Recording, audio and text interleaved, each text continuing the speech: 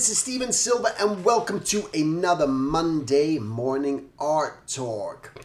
So today I wanted to talk about, it's more of an update. This may not resonate with everyone at this moment yet, but the update is more about having kids, being an artist and having kids. My kids are now 11 years old and 13 years old. That's right, I got a teenager in the house. I just went to my kid's open house for his high school, which is going into next year, which is crazy to think about. But well, you may not have kids right now, but that may be something. You may be young, you may be in your 20s or whatnot, and you're getting started and you're not even thinking about that. But maybe you still want to listen. Maybe you're a new dad. Maybe you have kids that are just little. They're around 6 years old, 8 years old. Maybe they're even younger than that. Because the hard thing is always the balance. I can honestly say, just looking back when I did first have kids, horrified, so scared of having children that, again, being an artist, as artists, I think, unfortunately, we live in fear base. We're always scared about what that next step's going to be, what the next move's going to be, what the next job's going to be. And it's scary. And I think that's why I tap into, and I've talked about in other art talks, just to forget about your future, because I've realized through all these years that you just can't control it. You don't know what's going to happen a week from now. You don't know where you're going to be, who may contact you, and where you may end up. And having that fear was what I was going through when I was first having kids. Like, how am I going to support them? How am I going to change their diapers? How am I going to do all this stuff? And it was scary. And I think the thing that what I did at that time was I was researching a lot of different artists. So how do you become, not that I could talk to them, but I was looking at books on famous artists that I knew were parents. How did they do it? Most of them didn't really ever mention it. They never talk about it. It's not something you talk about because we focus on our art lives. We're artists. That's what we want to be known for. It's like our kids, they become that sidetrack thing, unfortunately, right? And just being open and honest here. So it's not very often that people talk about being an artist and having kids. And I think it's one of those things where I realized that it was very important for me. And that's, many of you know, why I just chose to start working at home in my freelance career, because I wanted to just be, in a sense, more of a stay-at-home present dad and not come home so late at night. So going through all that, I realized, so I can tell you the update from that fear and anxiety of having kids at that young age. It didn't matter, because here I am 11, 13 years later, where it all worked out. You make things work out. You figure it's pretty much you're just crossing that new bridge. And every time as your child's developing, you're crossing that new bridge. There's certain ages that they have which are definitely better than others. When they're very young, very little, if they're not sleeping at night, you got to feed them, you got to hand feed them, you're changing their diapers, you're going through all this stuff where it takes up a lot more time. And I always used to say, God, I just wait for that day when I could just go to someone's house, go to a relative's house, and I don't have to be following them everywhere, making sure they don't stick their finger in a light socket, or opening up, spraying some bottle of something in their mouth. And that was just a whole different stage. And God, someday I just want to show up and I could be in a room without watching them. And that stage came, and that's what I wanted, and it happens, and that stage came. Then the next stage comes. God, I just want them to start brushing their own teeth at night. I want them to just start doing their own homework. I want them to start going through whatever it is they need to, be doing. I don't know, go to bed when you're supposed to, eat when you're hungry. I don't want to be there to tell you need something to eat, do you need food? And you wait for that, and that time comes. And now I'm in this stage where my kids, they're 11, 13, and it's getting into puberty. And it was funny because I'm going, my kids, you're starting to there's that age where your kids they're awesome and they're the most delightful thing. They never say a bad word to you in their entire life. And then they hit that age where it's just like, Dad. It's just, oh man, these kids, that like the vocabulary they have and the things they say, and it's crazy. You're just like, oh my God, I got a freaking teenager in the house. What is going on? And there's no books that can really prepare you for this, because every single child is different. Some people have difficult kids, some people have great kids, there's such a huge range. You never know what you're gonna get. Life is like a box of chocolates, right? You never know what you're gonna get. And so through this, you're just trying to maintain, you want to keep them safe and make sure that they don't get hurt, or they're not mingling with the wrong people, girlfriends, feelings that they're going through. So now I'm going through all these different emotions, where I'm going through too, where sometimes, and I'll be honest, where I'm just like, I don't want to be around you. You're driving me crazy. I want to get out of here. And that happens. But then you're part of like, yeah, but I don't want to. And so it's a whole different phase right now. But there is what is opened up at this age is, I would say, I feel a lot more freedom, because I know they're more independent, that they don't need me every second of the day, that they can go off and they know how to work Netflix, and they know how to, not that I'm dropping them off to go to the movies by themselves yet, but I can leave them at home by themselves, so we can go out now. We don't need a babysitter. Whatever it may be, those things are starting to change and evolve, but I'm just still seeing, and I'll tap back into that puberty thing, where I went through that at a young age, but I don't remember it. It's all so far, far away. And now I'm researching on the internet, what is puberty? Not what is puberty, but what happens to kids during puberty? Why is this happening? And you start to go, oh my God, that's why my kids are doing this. And it becomes sort of crazy.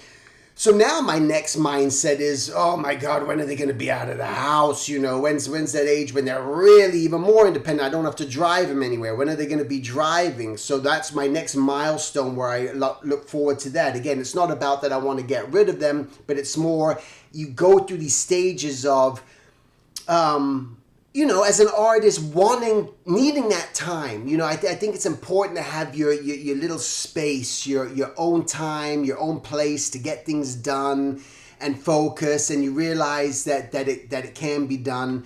But at the end of the day, it's all just an exciting journey. It's, again, that fear, like we go into everything with this fear of what's going to happen. I didn't know how my kids were ever going to turn out, and I'm blessed and happy that I got some good kids. But I still want to make sure that I am, around for them, and I want to guide them. And what I love are those moments as a dad when they're really listening. Most of the time it's just like, what do you know, Dad? It's like, come on, man. You're trying to do your best. But then there's those moments where they look at you in a way, and they're just paying attention for whatever reason. You don't know why at this moment, whatever they're going through, they're paying attention.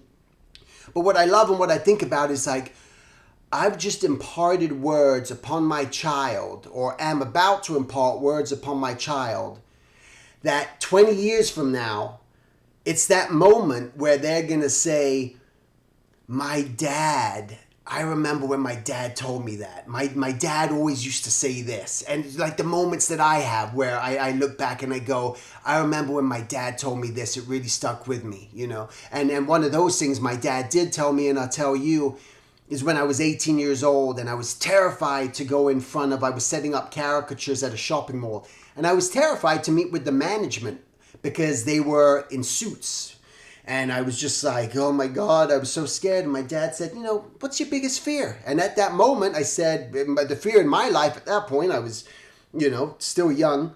Well, I'd hate to be stabbed, and I'd hate to drown. I think that would be a horrible death. Those were my fears. That's what I worried about then. And he said, when you go into that meeting today, are they going to stab you? No. Are they going to stick your head in water and drown you? No. What's the worst thing they're going to do? The worst thing they're going to do is say no. And that's all that's going to happen. And that's a good life lesson for anyone out there. The worst anyone's going to say is just no. And that was it. But it's that moment, I remember exactly where I was, sitting on my couch, laying on my couch, all worried and stressed about really nothing. And I remember what my dad said, and that was when I was 18, and I'm 43 years old now. And when I have those moments with my kids, I just go, God, that's kind of cool. That's the cool thing about being a dad, when those moments do happen. So I say to you, it's if you're scared and nervous about having kids, it's a life changer. Your life is going to change, and I encourage anyone who doesn't have kids at this point, bust your ass even harder than you thought you could right now, because now is your biggest moment of freedom that you'll have. Again, the responsibilities, that pressure, that burden that does happen. I'm not going to lie. When you have a family, it becomes a pressure. Where if I didn't have a family, I wouldn't be living where I'm living. I'd be living in an apartment somewhere, most likely. I wouldn't worry about schools. I wouldn't worry about friends. I'd be traveling probably all over the place and be doing so many different things. But that's part of the sacrifice you make when you become a parent, that you got to pull in the reins a bit. So if you don't have kids, you just got to let your horse run wild right now. And you got to see how far it can take you until you get to that moment. So that's going to be very important. I do also encourage anyone out there who's getting into a relationship, but maybe you're younger and you're getting into a relationship with whatever sex you're looking to attract. Make sure that person that you're getting involved with, not that they have to be an artist or anything too, but make sure they appreciate and respect and love what it is that you do. Because if you don't have someone who's supportive in that way, in that role, life is going to be hell for you. Every minute you're going to want to say, hey, I'm just feeling creative. I just got to get stuff done. And it becomes like, what do you got to do that for? If you're hearing all that nagging, and you go nuts, and you can't live like that. I remember meeting a young artist a few years ago. He was about to get married. And he said the one problem is with his fiance, she doesn't appreciate his art and she doesn't support his art. And I told him, I say, man, I hate to tell you this, but cancel the wedding, because your marriage isn't going to last. And I'm honest with that, because there's no way, if you don't have someone who's supportive for you, and then when you have the kids and you got to provide, hey, I got to work in my studio, I got to go, I can't, do this right now. And it's like, yeah, no problem, go. This is what you got to do. That's what you need. So you got to make sure that you get in sort of that relationship, all right?